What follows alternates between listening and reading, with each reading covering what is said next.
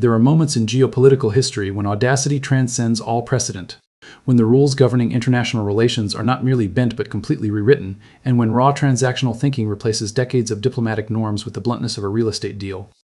Welcome to Donald Trump's most ambitious and controversial power play yet, the Board of Peace, an international organization where permanent membership doesn't require historical legitimacy, moral authority, or democratic values, but rather a simple billion-dollar wire transfer.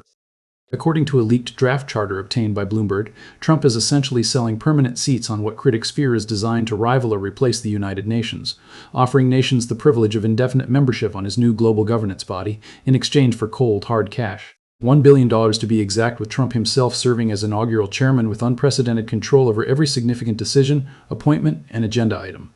This is not diplomatic fiction or speculative analysis. This is real, documented, and happening right now. The draft charter, circulating among world capitals and causing alarm in European foreign ministries, lays out in stark terms a vision of international organization that would make even the most cynical observers of power politics pause. According to the document seen by Bloomberg, each member state shall serve a term of no more than 3 years from this charter's entry into force, subject to renewal by the chairman.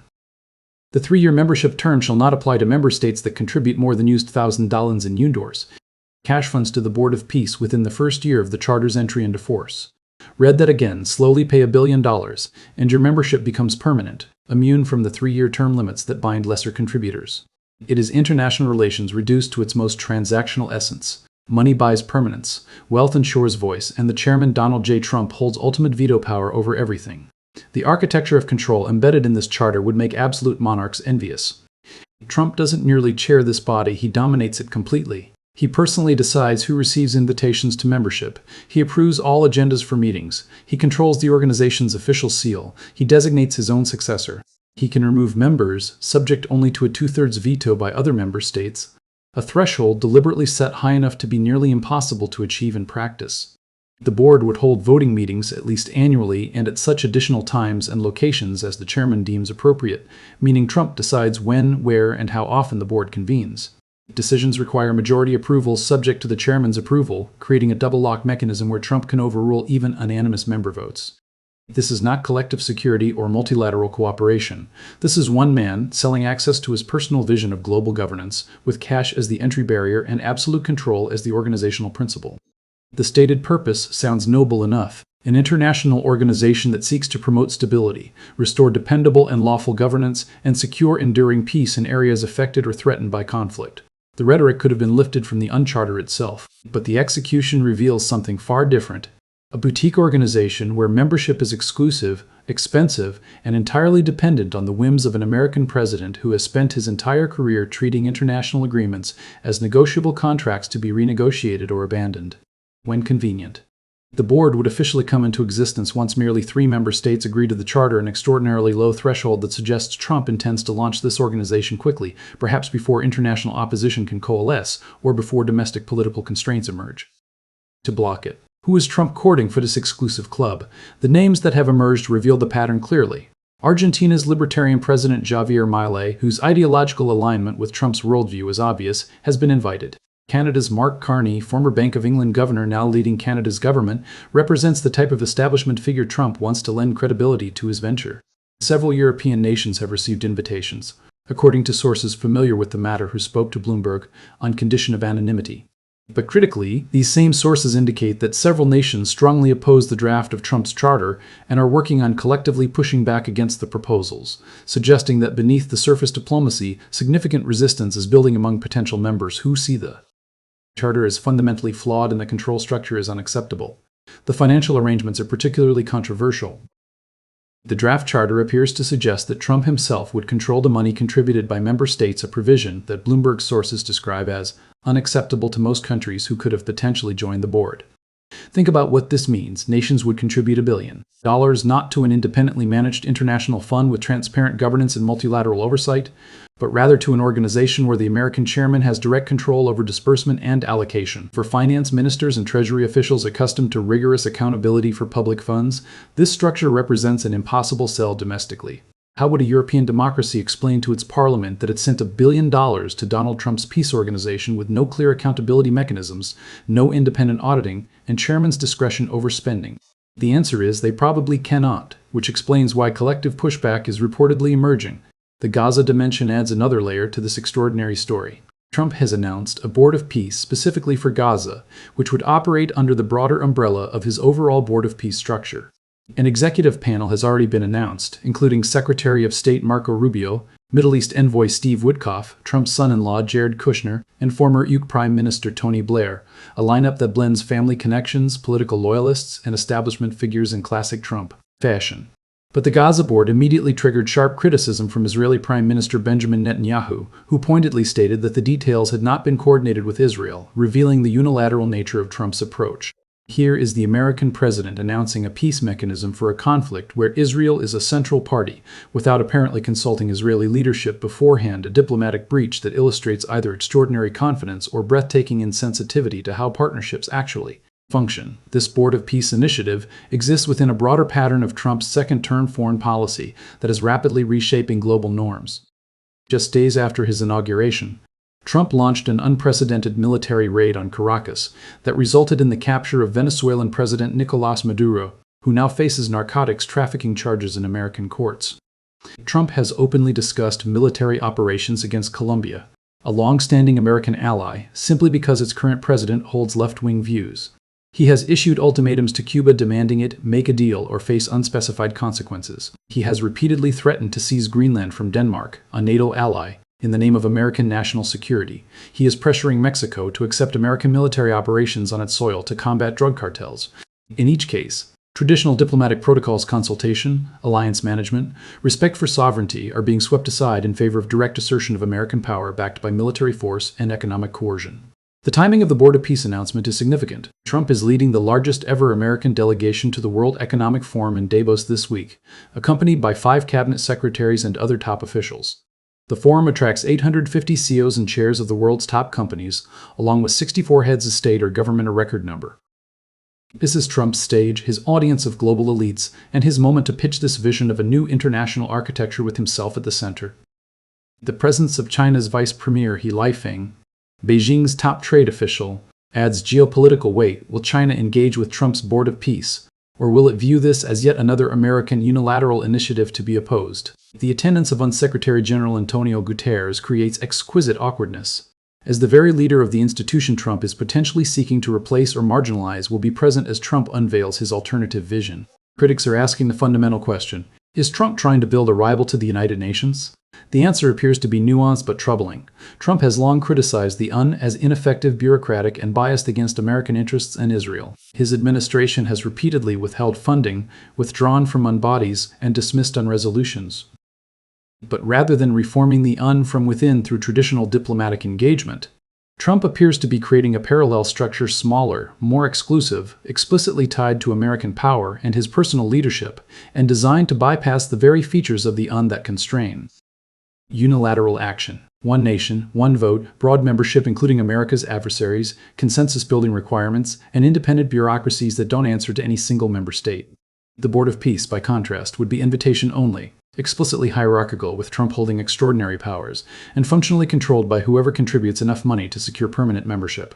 The constitutional and legal questions this raises are profound. Can an American president serve as permanent chairman of an international organization while holding office? Does this create conflicts of interest when the organization's decisions might benefit the United States at other nations' expense?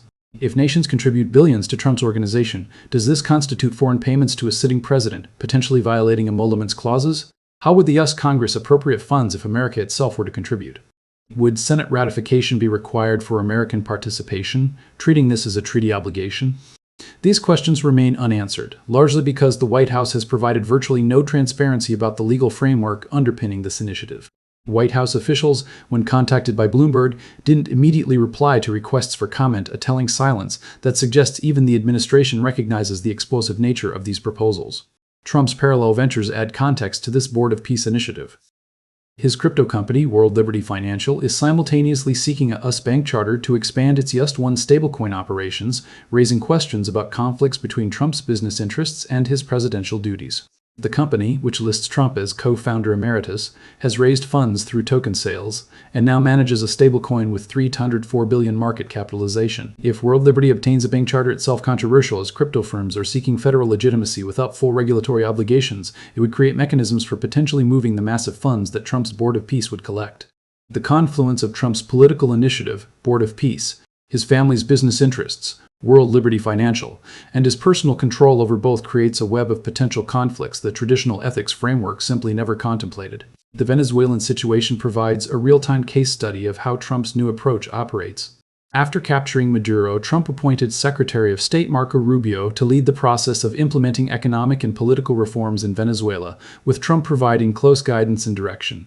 The US is now effectively administering a foreign country, with Trump casually stating that America would run Venezuela until new elections could be held, no timeline specified, no international framework invoked, no multilateral coalition assembled.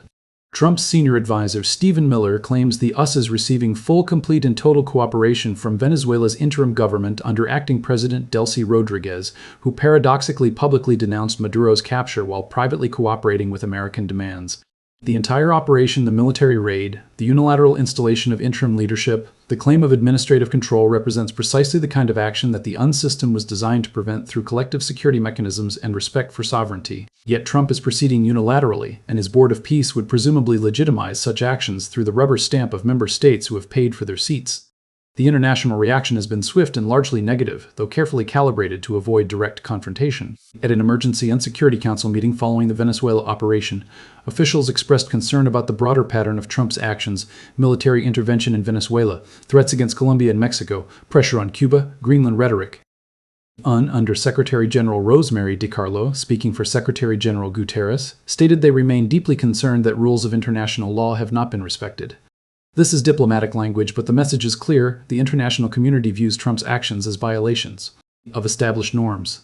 Yet the responses remain words, not actions. There are no sanctions on the United States, no serious attempts to constrain American unilateralism, and no coalition forming to oppose Trump's Board of Peace. This reveals the uncomfortable truth. American power remains so dominant that even when the US acts outside international law, other nations can do little beyond expressing concern. What makes Trump's Board of Peace particularly fascinating from a historical perspective is how it combines elements of several different power arrangements. It resembles the concert of Europe from the 19th century, where great powers met periodically to manage continental affairs and prevent general war, except Trump's concert has a permanent chairman with veto power. It echoes the League of Nations failures, where great powers had special privileges but no enforcement mechanisms, created a hollow institution, except Trump's board inverts this by concentrating power rather than dispersing it.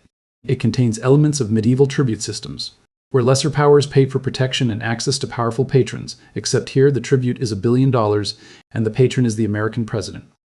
It even resembles corporate board structures, where major shareholders get board seats and control proportional to investment, except the company is global security, and the CEO serves at his own pleasure. For America's allies, particularly in Europe, the Board of Peace presents an impossible dilemma. If they join and contribute the $1 billion, they legitimize a structure they find fundamentally objectionable, reward Trump's unilateralism, and set a precedent that international organizations can be personal vehicles for individual leaders rather than collective enterprises. But if they refuse to join, they risk exclusion from whatever decision-making processes the board establishes, particularly if the US uses the board to coordinate actions in conflict zones where European interests are engaged. The Gaza board illustrates this perfectly. European nations have major interests in Middle Eastern peace, large Palestinian refugee populations, significant trade relationships with Arab states, and strong domestic constituencies demanding balanced approaches. Can they afford to sit outside Trump's Gaza peace process, even if they despise its structure and methods? The $1 billion price tag itself deserves analysis. For wealthy nations like Germany, France, or Japan, $1 billion is substantial but not impossible, roughly 0.2% of German GDP, for example. But for most nations, $1 billion represents enormous resources that could fund development projects, healthcare systems, or education initiatives. What Trump is effectively doing is creating a two-tier system: wealthy nations that can afford permanent membership and influence, and everyone else relegated to observer status or limited 3-year terms subject to his renewal decisions. This explicitly monetizes international influence in ways that, while reflecting power realities, violates the principle of sovereign equality that has nominally governed international relations since 1945. The UN gives tiny nations the same vote as superpowers in the General Assembly, an unrealistic fiction in many ways, but a powerful symbol. Trump's board demolishes even the fiction "your influence is literally for sale," priced at $1 billion. As Trump heads to Davos with his unprecedented delegation, he carries this Board of Peace proposal as his vision for remaking global governance. The reaction will tell us much about the future of international order. If nations embrace it, even reluctantly, it signals that Trump's transactional, unilateral approach has successfully displaced the multilateral system built over 75 years. If nations collectively reject it, Trump may find even American power has limits when trying to fundamentally rewrite the rules without buy-in from other major players. The most likely outcome is somewhere between a few nations joining to curry favor or gain access, most remaining outside but not actively opposing it, and the board existing as a parallel structure that occasionally does things but never achieves the legitimacy or reach Trump envisions. The ultimate question is what this means for the future. If Trump succeeds in establishing his Board of Peace, even in diminished form, he will have created a precedent for personalized international organizations controlled by individual leaders rather than collective memberships. Future presidents, American or otherwise, could replicate the model, leading to a proliferation of boutique institutions competing with or replacing universal organizations like the UN. The international system would fragment into overlapping clubs, each with different memberships, different rules, and different purposes, creating coordination nightmares and eliminating the common frameworks that have, however imperfectly, provided structure to global interactions. We would return to something resembling the pre-1945 world, where power politics were naked, international law was whatever the strong said it was, and war remained a routine instrument of statecraft rather than a last resort governed by collective constraint. The billion-dollar board is many things: an audacious fundraising scheme, a challenge to multilateral institutions, a reflection of Trump's transactional worldview, a potential restructuring of global governance, and perhaps most simply the logical extension of a presidency that has consistently treated international relations as real estate deals writ large. Whether it succeeds or fails, whether nations join or reject it, whether it becomes a meaningful institution or a historical footnote, all of this remains to be written. But one thing is certain: Donald Trump is betting that in 2006 international influence really can be bought for $1 billion, delivered not through decades of diplomatic engagement or alliance building, but through a simple wire transfer and a seat at his table. The world's response to this extraordinary proposition will define the international order for decades to come.